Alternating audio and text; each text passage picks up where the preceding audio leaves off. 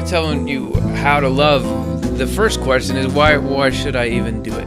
You know? So first of all, you should because it helps people. But if you need further reasons, like that's not good enough. You know, the smile on the face of a child, lifting the heart of the human race, not good enough. What else is in it for me? Here's a few other things. First of all, you might want to learn more about loving because we're wired to do it. You're going along with our basic neural circuitry. There's a guy named Franz de Waal, and he did a lot of research with primates. And through that research, he came to believe that there is a hard wiring for altruism that extends to human beings. Here's a little bit of what he said about it. We're pre-programmed to reach out. Empathy is an automated response over which we have limited control. We can suppress it, mentally block it, or fail to act on it, but except for a tiny percentage of humans, known as psychopaths, no one is emotionally immune to another's situation. The fundamental yet rarely asked question is, why did natural selection design our brains so that we're in tune with our fellow human beings, feeling distress at their distress and pleasure at their pleasure? If exploitation of others were all that mattered, evolution should never have gotten into the empathy business. Plus, you guys see that video of the little kid at the zoo and the gorilla, and they're both chasing each other playing hide and seek? It's cute. So empathy, feeling joy for other people, recognizing their needs. There's a sort of a physiological, evolutionary, natural wiring for that. But there's also a spiritual wiring for it that Swedenborg describes. Secrets of Heaven 637. Remember, you can download this book, click on it. You can get the whole thing as a free ebook or download if you want to ever explore more around these numbers that we bring up. He says, our proper code of life is to love one another as we love ourselves. But what we actually do these days is to love ourselves more than others and thus hate everyone else. So a pretty good description of us. We hate everybody who's not us. We humans live exactly opposite to the pattern ordained for us. So if the Lord did not take pity on us, if he did not bind us to him through angels, we could not possibly survive a single moment. Of this, humanity is unaware. So the angels that are around, according to Swedenborg, aren't just there to like, oh, don't walk out on the street now. They're part of the link that lets our consciousness survive. And I don't know if you noticed in the beginning, he talked about there's a pattern. There's a pattern for human behavior that we often veer out of. What this show is about, trying to get you back into the pattern. All right. He goes on, Secrets of Heaven 503. One who is under the influence of love is not satisfied with just knowing what is good and true, but wants to do it. That is, be useful. So it's not just, love is not an internal thing only. It has to come through to action in order for it to be completed. And that's obvious. If you love someone but never do it, you know, I love you so much, son. Yeah, I never hung out with you, but I love you. You know, that it's a much different statement than spending time, doing things, you know. So we've got that set. We've got this wiring. That is how you love. And there's a couple of extra benefits that come with it. First of all, altruism is a connection with the mindset of heavenly wisdom. You get intelligence benefits. You might sort of think they're in two separate boxes, but Swedenborg says actually love is how you reach wisdom. He talks about it here, Secrets of Heaven 1458. In heaven, amazing to say, the people on whom the light shines are those who enjoy a condition of wisdom and understanding, and it shines in perfect accord with that condition. Check spiritual experiences, modern near-death experiences, a lot of them will say, there's some kind of light that holds intelligence. Those who enjoy the highest state of wisdom and understanding have the greatest light. Wisdom there, however, is a matter of love and charity.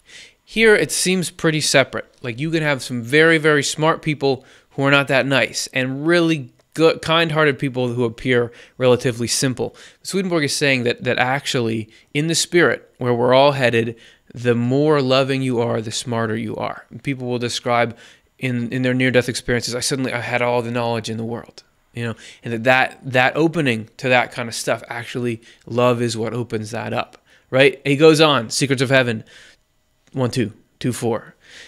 The ancient church So you watch our episode that was called The Spiritual History of the Human Race to learn what he's talking about there. Basically the first primal mindset of the human race.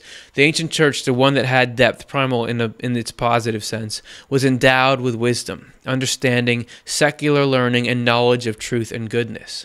Wisdom is the term for everything that charity fathers. So charity meaning kindness, love. So wisdom is the term for everything that charity fathers, because whatever charity fathers comes by way of charity from the Lord, who is the source of all wisdom, since he is wisdom itself.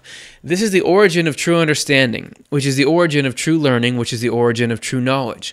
All three are the offspring of charity, or in other words, children of the Lord by way of charity.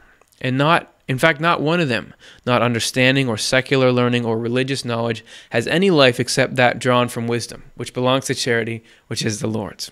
So I think there you get an example of why a lot of people will open up Swedenborg and say, what is this? I can't read this. There's like so many terms, and he's going on. It's relatively technical. Maybe it was obvious for you, but essentially what that's saying is that the birth of of wisdom, intelligence, is in love. God is love and wisdom. It's through God's love that wisdom comes about, and we can follow that same pattern. So, Secrets of Heaven, returning to Secrets of Heaven, 1458, this time bracket 2. This is where Swedenborg is talking about a quote from Isaiah. If you bring out your soul for someone starving and satiate an afflicted soul, in the shadows your light will rise, and your darkness will be like midday. And he's explaining the meaning here. Bringing out your soul for someone starving and satiating an afflicted soul stands for good deeds inspired by neighborly love. In the shadows your light will rise stands for the fact that people who do such deeds have an intelligent understanding of truth. While your darkness will be like midday stands for the fact that they have a wise appreciation of goodness. So people who do loving things understand the truth intelligently. And that's not always, if you want to get a PhD, there's not a requirement, go do loving things, right? It's memorize facts, show working knowledge of things. Swedenborg is saying that on a spiritual level, and actually on a human psychological level, we need to do good things. That gives you the clear perception of the deeper truths of life, right?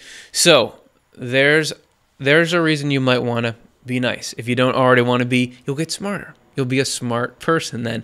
Also, altruism is a connection with God. In case you ever wanted to be connected with God. Apocalypse Explained 2:13, Swedenborg talks about it. The Lord is present in charity, and not in faith apart from charity. By the way, that word charity, it means kindness. We have a specific modern meaning for that. We think charity is donating to charitable organizations, or basically helping people you don't know monetarily. Another word for that is translated in other places as kindness. So think about it as kindness. The Lord is present in a person's affection or love, thus in the life of his or her spirit. For it is love or affection that makes the life of a person's spirit. Consequently, the Lord is present in charity. To be loved in reference to the Lord means that he is present, because love causes conjunction and consequent presence, and to him who loves, the Lord enters in, and teaches and leads the person, and enables the person also to love him, that is, to do his commandments and precepts, for this is to love the Lord. Love is the connection with God. This is, as we explained long ago in a Swedenborg Minute on this channel, how you connect with God is you act like God is. You want the same goals as God. That's how we form partnerships on earth. You work together with someone on a shared goal. You have a common passion. That joins people together like crazy. That's how it goes with God. And God is love. So the more we participate in love, the more we get this connection and all other benefits that go with that, such as eternal happiness, right? Pretty good perks.